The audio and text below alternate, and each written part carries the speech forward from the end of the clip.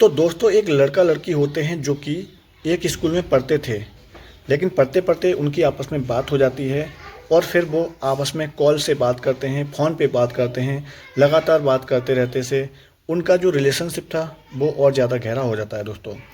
अचानक एक दिन क्या हुआ कि लड़की जो थी उसकी उम्र लगभग 18 साल हो चुकी थी और लड़का की हो चुकी थी 25 साल। दोस्तों लड़की के घर वालों ने उनकी शादी तय करने के लिए किसी दूसरे गांव में एक लड़का देखने के लिए गए थे, क्योंकि उसकी शादी की उम्र हो चुकी थी। दोस्तों इधर की बात करें तो इधर जो लड़का था वो उससे बात करने के लिए बेचैन था और उसका जो फ़ोन था वो स्विच ऑफ आ रहा था। तो लड़का ने सोचा कि क्या बात हो गई, आज हमसे बात नहीं हुई।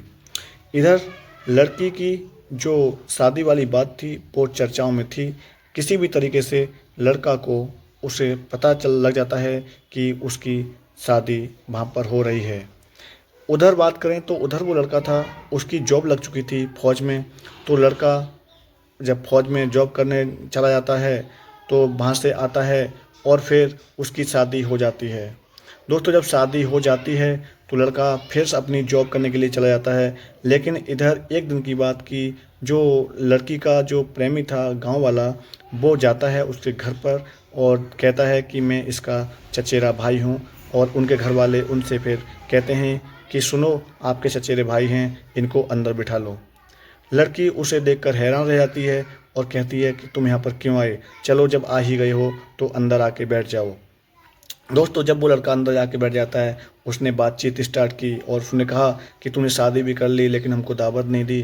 तो लड़की ने कुछ नहीं बोला कि मैं आपसे बात नहीं कर सकती, कैसे बात करूं, मेरा फ़ोन भी टूट गया था, ये हुआ था। उन्हें कई सारी बातें बताई थी। फिर लड़के ने सोचा कि क्यों ना इससे बात करने के लिए इसको एक फ़ोन दिया जाए। लड़के ने उसको एक फ़ोन दे दिया और फिर वो लड़का वहाँ से चला जाता है। फिर दोनों आपस में बातें करते रहते हैं। जब बातें ज़्यादा हो जाती हैं उनमें फिर दोबारा से प्रेम हो जाता है। इधर बात करें तो इधर वो लड़का था, वो उसमें जॉब में था, फौज वाली जॉब में वो अपनी ड्यूटी कर रहा था। दोस्तों एक दिन की बात कि लड़का जो है वो उससे मिलने के लिए आ जाता है। लेकिन फिर क्या हुआ कि फौजी जो था वो भी अचानक अपने घर आने की सोच रहा था।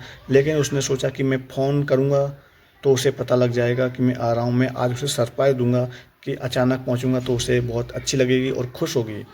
दोस्तों उधर से वो फौजी था वो अचानक आ जाता है बिना बताए और इधर कमरे में वो दोनों प्रेमी प्रेम आराम से बातें कर रहे होते हैं।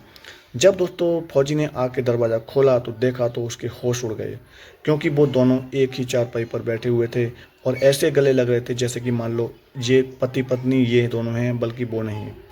फौजी ने देखा और उसकी आंखों में आंसू आए, आंसू भी आए प्लस वो गुस्सा भी आया। और उसने कुछ नहीं देखा, बस सीधा जाके और पूछा ये कौन है। लड़की ने बहुत सारे सवाल किए कि ये मेरा भाई है, चचेरा फचेरा ये भाई है, लेकिन उसने कुछ नहीं बताया। उसने कहा कि चचेरा भाई है तो बारात में क्यों नहीं आया, अगर मुझे तो पता लगता। फिर उसने कुछ नहीं, सीधा उससे बोल दिया कि सुनो, आज के बाद तुम मेरे घर में नहीं रहोगी, क्योंकि मुझको यही पता था कि तुम इतनी अच्छी इंसान हो, इतनी गिरी हुई निकली, ये मुझको कभी नहीं पता था। तो दोस्तों उसने उसको झापड़ मारा और अपने घर से बाहर निकाल दिया, क्योंकि इसी को कहते हैं कि बेवफा पत्नी। एक पत्नी ने अपने पति को दिया धोखा। ठीक है, तो कहानी कैसी लगी, अच्छी लगी तो प्लीज़ वीडियो को लाइक, चैनल को सब्सक्राइब। मिलते हैं नेक्स्ट स्टोरी के साथ।